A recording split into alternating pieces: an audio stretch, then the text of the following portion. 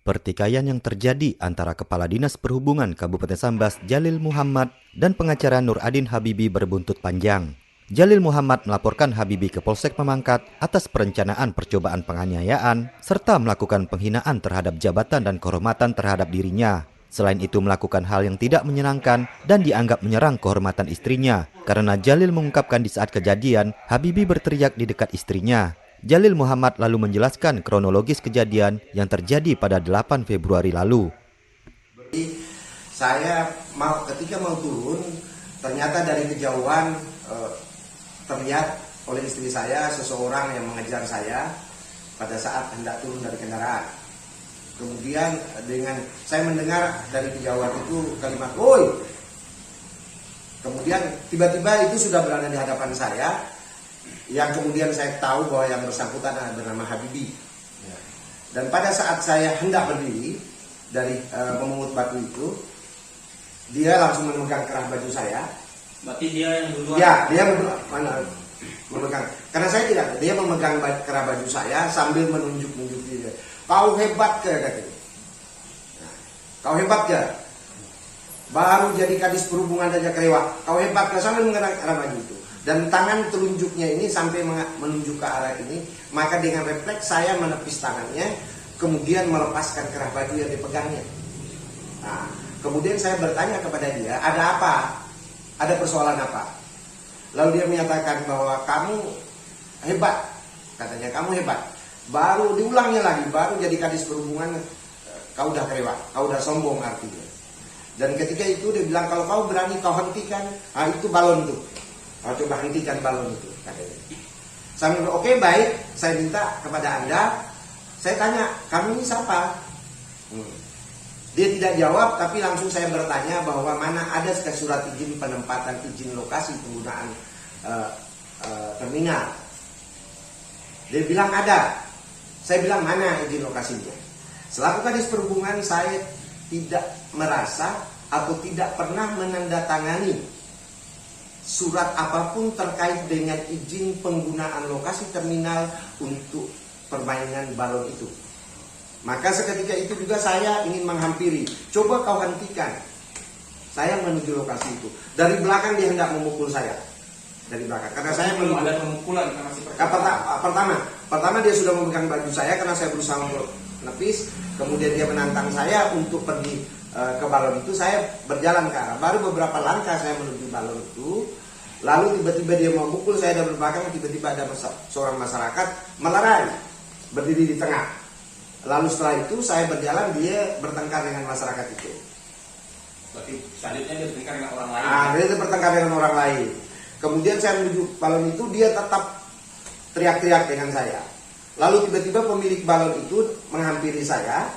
Saya tanya, Bapak ada izin? Dia bilang ke Habibi. Dia bilang ke Habibi, izin ke Habibi. Jadi dia bilang izin ke Habibi. Saya bilang, Pak, tolong karena ini pembangunan terminal ini sedang akan dilaksanakan. Besok material itu datang, sehingga Bapak tolong jangan bermain di lokasi ini. Nah, setelah itu dia masih berusaha untuk maju dan menunjuk saya. Setelah itu saya dirangkul, udah Pak Kadis pulang. Saya pulang. Adapun kalimat yang saya sampaikan kepada dia, mana izinnya? Dia sempat ingin memprovokasi kepada saya bahwa berani kau bubarkan itu. Saya bubarkan pentas itu. Saya bilang pentas itu tidak mengganggu pembangunan terminal yang sedang dan akan dilakukan. Dia berusaha untuk memprovokasi saya. Itu kalimat dia ya, kalimat dia. Lalu setelah itu Bapak melapor ke polisi. Setelah kejadian malamnya setelah maghrib itu saya melapor ke pihak kepolisian terhadap pertama melecehkan harkat dan martabat saya, kemudian melecehkan harkat dan martabat perempuan istri saya. Ketika itu dia berbentak-bentak saya di hadapan istri saya, kemudian melecehkan martabat saya sebagai kepala dinas.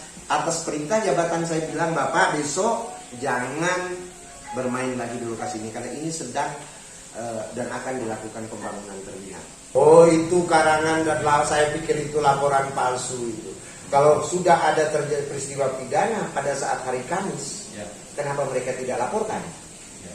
Baru setelah berita ini, baru setelah saya melaporkan itu, baru mereka laporkan. Apa visum dibenarkan? 3 hari setelah itu ada visum.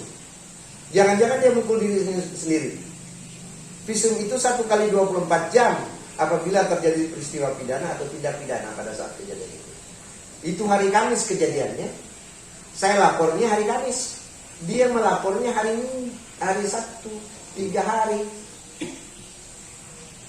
Itu artinya apa? Silakan saja penyidik kepolisian untuk memastikan bahwa benar atau tidak. Tapi saya pastikan bahwa saya akan melapor kembali bahwa mereka memberikan keterangan palsu, laporan palsu, seperti itu. Dari perspektif hukum ya, dari perspektif hukum bahwa laporan itu setelah peristiwa itu terjadi. Masa pengacara tidak tahu? Katanya pengacara. Kan mestinya dia melapor dong. Pada saat Bapak sampaikan kepada saya hanya menyampaikan kepada beliau, ini catat ya. ya Pak. Nah, saya hanya menyampaikan kepada beliau, apakah Anda seorang pengacara? Saya tanya dia. Kemudian saya bilang, saya mendengar bahwa skripsi Anda dibuat dan skripsi Anda beli. Ya. Ini, tolong ya, tolong dicatat. Bahwa skripsi dia dikerjakan oleh seseorang dalam menyelesaikan S1. Dan saya bisa membuktikan itu. Bapak ngomong itu pas di depan. Iya, di depan dia. Di ya. depan dia. Saya menyampaikan itu. Saya tidak pernah melecehkan, menyebut kata advokat pun tidak pernah. Saya hanya menyebut pengacara. Bisa aja pengacara, pengangguran banyak acara. Bisa saja kan? Saya mendorong beliau betul. Saya mendorong beliau betul. Karena dia memegang kerah baju saya dengan kuat. Maka dia duluan. dia dulu memegang itu dan saya mendorong dia. Karena dia mengancam saya dengan telunjuknya. Sudah. Kemudian dia kerah baju saya. Maka tindakan saya adalah melakukan pembelaan dulu. Hingga saat ini, pertikaian kedua belah pihak ini masih ditangani Polsek Pemangkat. CSM TV madahkannya.